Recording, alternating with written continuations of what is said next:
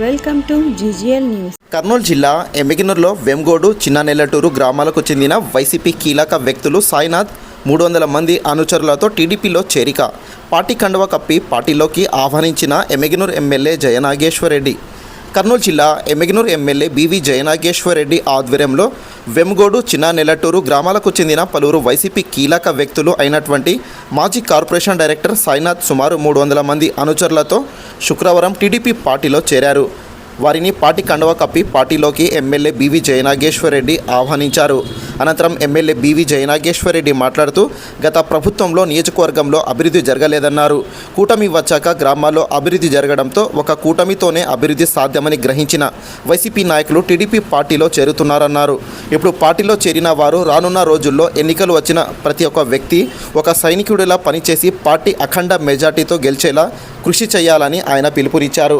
ఈ కార్యక్రమంలో వెంగోడు టీడీపీ నాయకులు, మాజీ సర్పంచ్ సత్యం స్వామి, వారి అనుచరులు పెద్ద సంఖ్యలో పాల్గొన్నారు.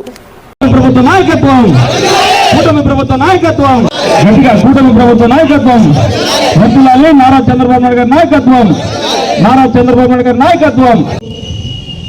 వలసలు వస్తుంటారని మాట్లాడతారు, కానీ వెంగోడులో ఇక్కడికి వచ్చిన కండువా కప్పుకున్న ప్రతి గుండెకు తెలుసు నమ్మనే మీ ఊరిలో ఎటువంటి అభివృద్ధి జయనాగేశ్వరరెడ్డి కూటమి ప్రభుత్వం అధికారంలోకి వచ్చాక ఎటువంటి పనులు చేశారనేది. ఈరోజు ఆ అభివృద్ధిని చూసి ఒక్క కూటమి ప్రభుత్వం ముఖ్యమంత్రిగా చంద్రబాబు నాయుడు గారు ఎమ్మెల్యేలో జయనాగేశ్వరరెడ్డి అయితేనే అభివృద్ధి చేస్తారనే నమ్మకంతో ఇంకా కూడా అభివృద్ధిలో ముందుకు తీసుకుపోవాలని మీరందరూ వచ్చి నా నాయకత్వాన్ని, ముఖ్యమంత్రి వర్యులు నారా చంద్రబాబు నాయుడు గారి నాయకత్వాన్ని బలపరిచే విధంగా ఈరోజు తెలుగుదేశంలో పార్టీకి వచ్చినందుకు మరొక్కసారి మీ అందరికీ శుభాకాంక్షలు. ఎమ్మిగనూరు నియోజకవర్గానికి ముఖద్వారమైనటువంటి ఊరు మన ఊరు వెంగోడు. వెంగోడు వచ్చిందంటేనే ఎమ్మిగనూరు బార్డర్ మొదలైనట్టుగా.